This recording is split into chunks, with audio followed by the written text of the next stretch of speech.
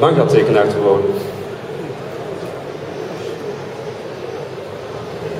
小さい頃からずっと絵が好きで、日本でいうところの特撮、仮面ライダー、ウルトラマン、ゴレンジャー、アニメ、マジンガー Z とかキューティーハニーとかいろいろ見て育ったもので、やっぱりもう小さい頃から絵を模写するっていうのが大好きで、それが大人まで来て、漫画家を目指そうと思いました。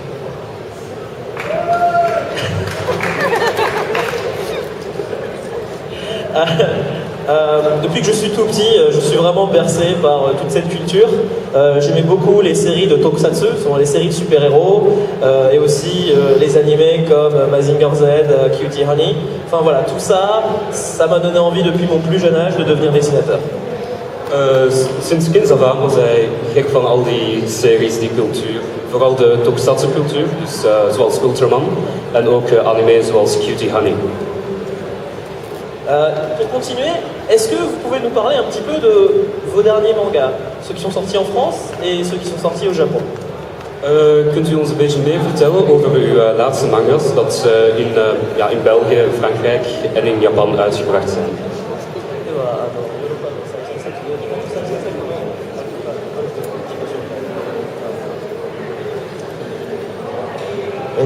今こちら、最新作のレベレンド D が入ってます。レベレンド D という作品は、教会の、エクソシストが、自分の体の中に悪魔を宿して、その悪魔と同じようなゴーストという存在と戦うっていう物語になってます。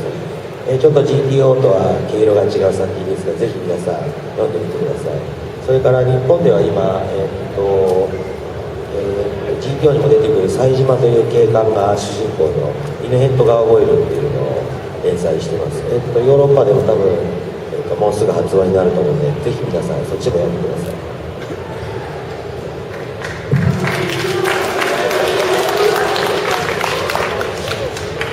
Alors, en Europe, le dernier de mes titres qui est sorti s'appelle donc Reverendi. C'est une histoire de magie noire, de fantasy très sombre, qui parle donc de prêtres qui se battent pour justement enrayer l'invasion des monstres dans le monde. Au Japon... Dus mijn laatste verhaal heet Everandi. Het verhaal gaat over zwarte magie en priesters dat tegen elkaar vechten. Et au Japon, le dernier titre que j'ai sorti s'appelle Inohead Gargoyle. C'est un spin-off de GTO, donc qui se passe dans le même univers, avec comme personnage central l'ami policier de Onizuka qui s'appelle Saejima, et donc il va lui arriver des tonnes d'aventures. En in Japan is het laatste werk dat uit is Inoue Gargoyle. Het is een soort parodie op GTO met verschillende personages van GTO dat er terug in voorkomen. Alors, pour continuer, je pense que tout le monde se pose cette question. Est-ce que vous ressemblez à Onizuka? Est-ce que vous étiez comme lui quand vous étiez jeune? Een vraag dat iedereen zich wel wil stellen is, lijkt u op Onizuka? Alors,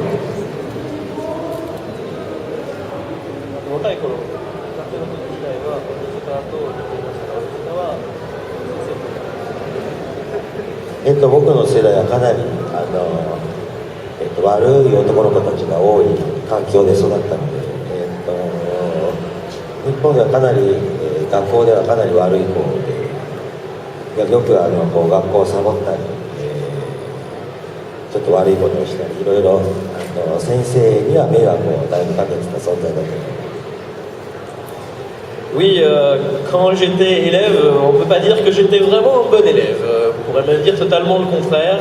Je séchais les cours, je me faisais disputer par les professeurs quasiment tous les jours. Enfin, voilà, j'étais pas très fréquentable comme élève.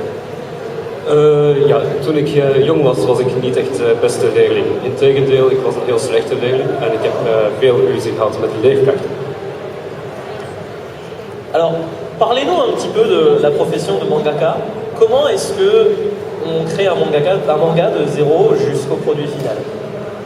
Kunt u ons een beetje meer vertellen over hoe het te werk gaat, hoe een manga gemaakt wordt, van begin tot eind?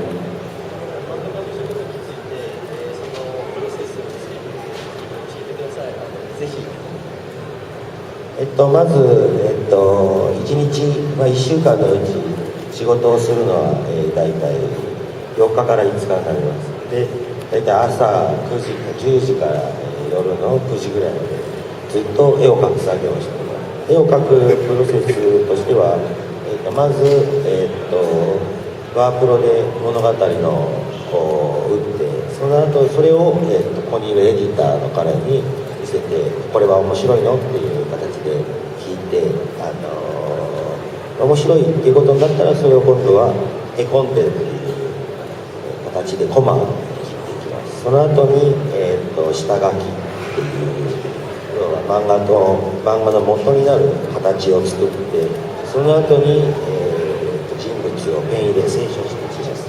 その後にその間に、建物とかバッグを、スタッフの方に、お願いしたやつを最後にコンピューター上で構成して、それを彼に渡して初めて漫画ができる形になります。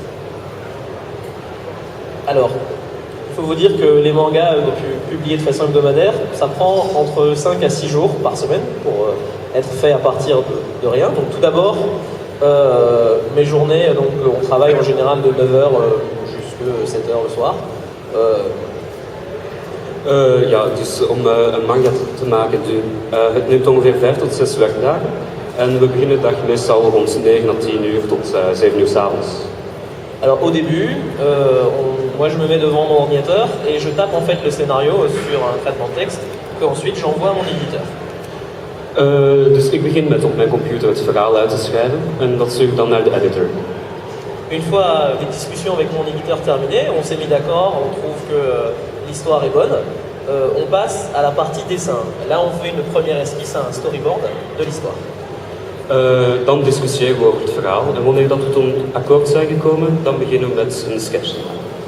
Une fois cette esquisse terminée, on va repasser au crayon pour faire un dessin définitif. Et une fois tous ces personnages vraiment complétés, il y aura la phase finale où justement on applique l'encre. Oké, en dan nemen we het potlood en dan maken we de deftige tekening. En dan de laatste etappe, dan gebruiken we inkt, professioneel inkt.